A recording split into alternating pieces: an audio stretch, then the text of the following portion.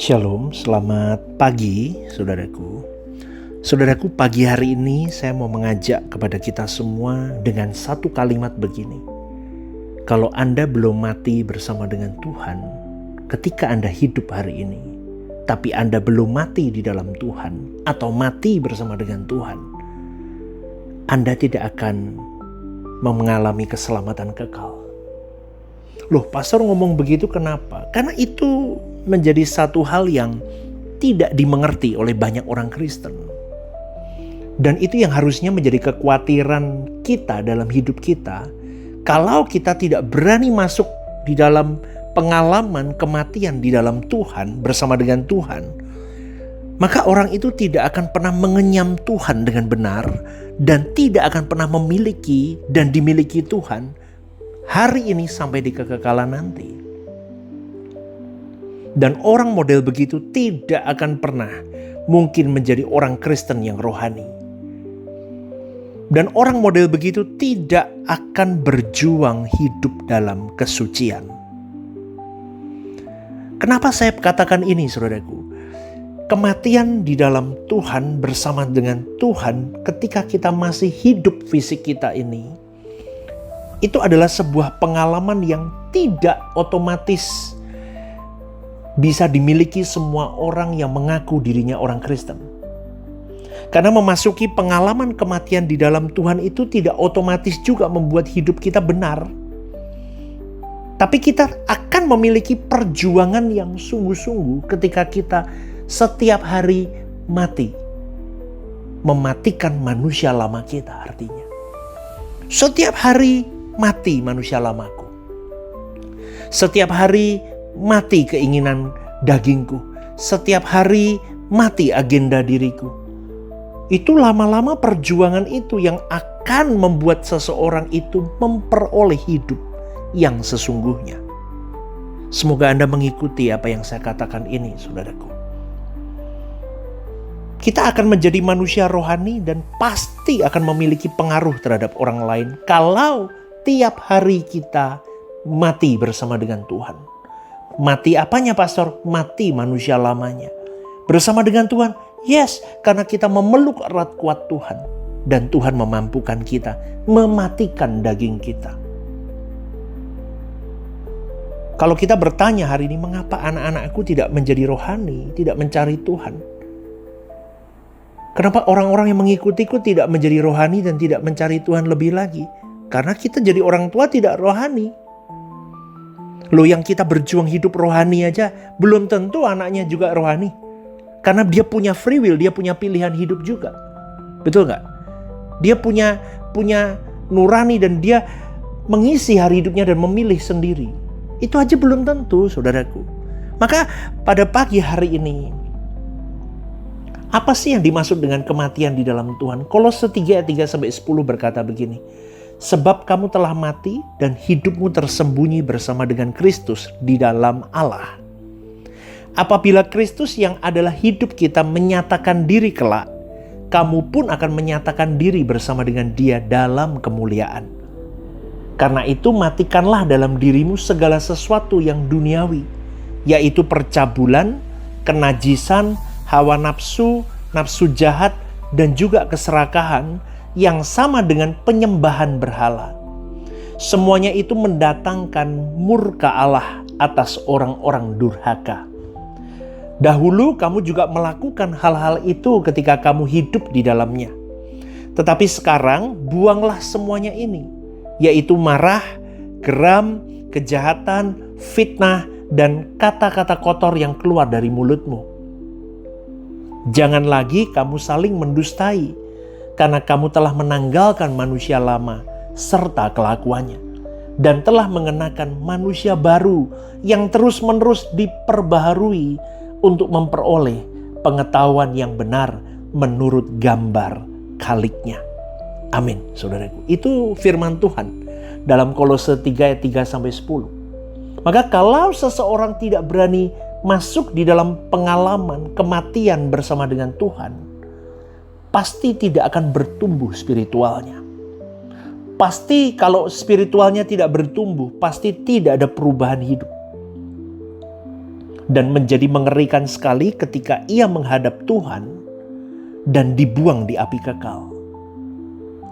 Maka dari sini kita melihat bahwa Kristen palsu itu bisa nampak indah, bisa kelihatannya saleh, ke gereja, santun, aktif pelayanan, tapi tidak berbuah. Mungkin berbuah, buahnya masam dan pahit, atau buahnya busuk, saudaraku. Seperti pohon hidup berbuah di mana buahnya bisa dimakan orang. Ranum, manis, lebat, ya kan?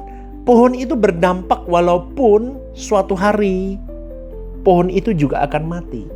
Tapi sudah menghasilkan banyak buah yang bisa dinikmati banyak orang. Maka pada pagi hari ini saudaraku, saya mau mengajak kepada kita semua, kita harus berani meninggalkan dunia dengan segala kenikmatannya. Karena manusia rohani adalah manusia yang makin hari makin hidup dalam kesucian. Berjuang saudaraku. Jatuh, bangkit lagi, bangun lagi, lari lagi, cepetan. Itu tergantung kita, bukan tergantung Tuhan loh. Kita mau jalan santai atau kita mau lari, itu tergantung kita. Tapi masalahnya, yang nagih di jiwa kita itu kesucian atau dosa. Tiap hari kita disudutkan di situ, suci atau dosa, dosa, suci atau dosa, suci atau dosa. Coba saudaraku, mau kita matikan dosa itu, kita hidupkan kesucian atau sebaliknya? Harus dimatikan, dosa-dosa itu harus terus dimatikan. Dan yang paling mengerikan itu adalah diri kita sendiri. Karena kita yang seringnya gak sadar untuk kita bisa menguasai diri kita. Menguasai manusia lama kita.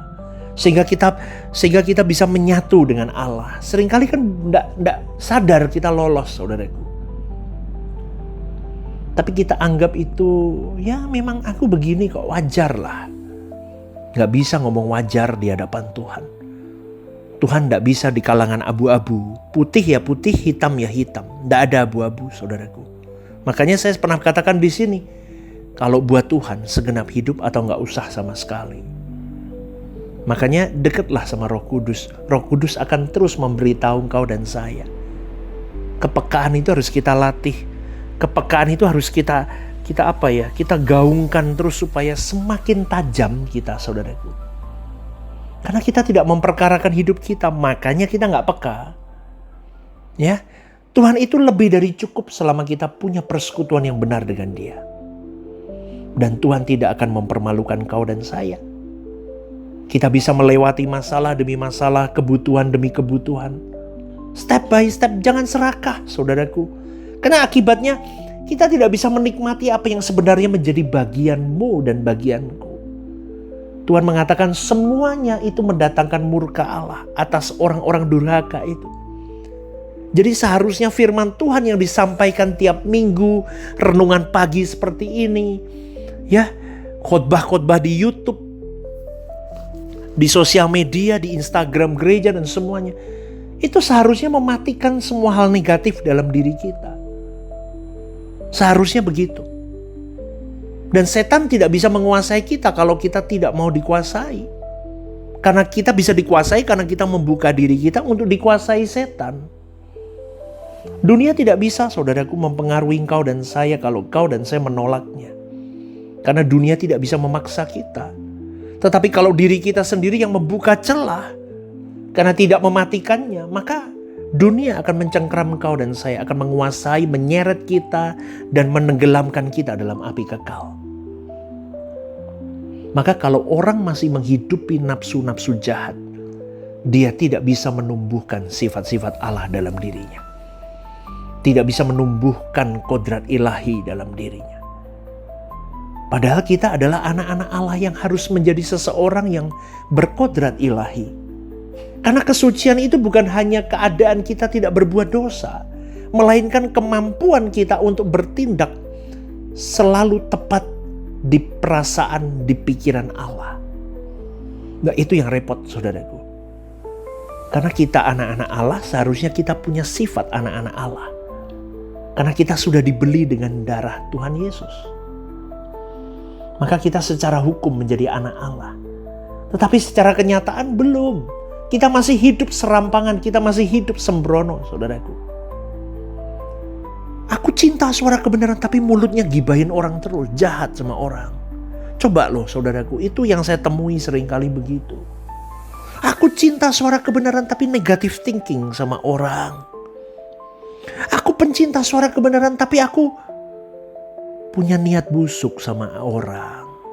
Aku cinta suara kebenaran tapi kau tidak pernah memiliki penundukan diri. Loh coba loh saudaraku, ini saya ngomong bukan apa. Ini real, di komunitas Kristen kan kebanyakan begitu.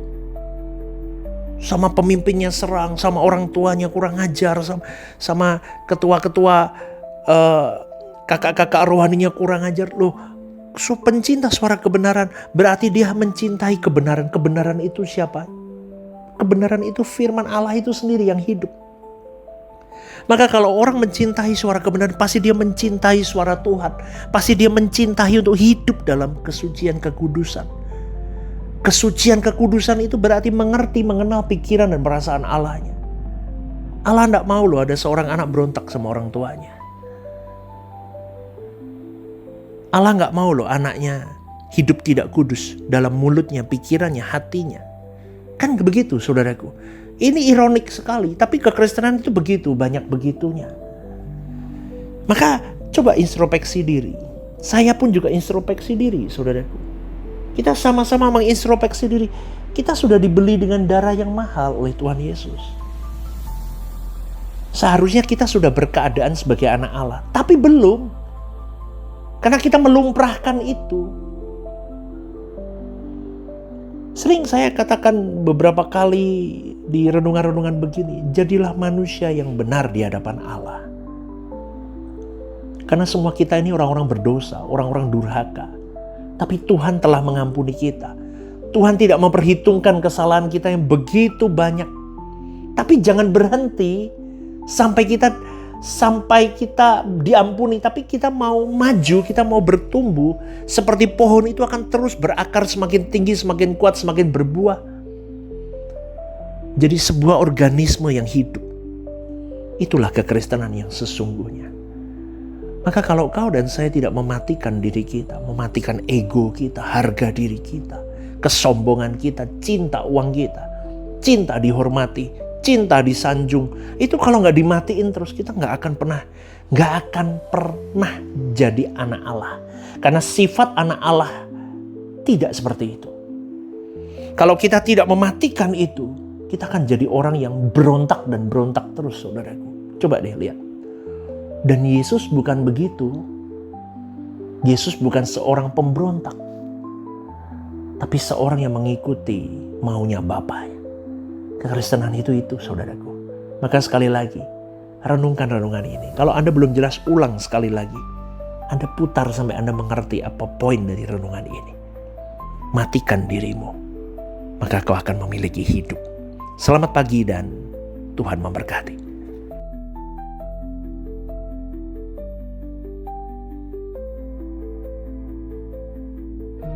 Ibadah Suara Kebenaran setiap hari Rabu jam 6:30 malam di Gereja Sentral di Mall Lantai UG. Ibadah Raya setiap hari Minggu jam 10 pagi di Gedung Gereja Sentralan Mall Lantai UG, disertai ibadah anak dan teens. Home Usia Indah setiap Jumat Minggu kedua jam 5:30 sore di Gedung Gereja. Ajak rekan dan saudara Anda untuk bergabung bersama kami.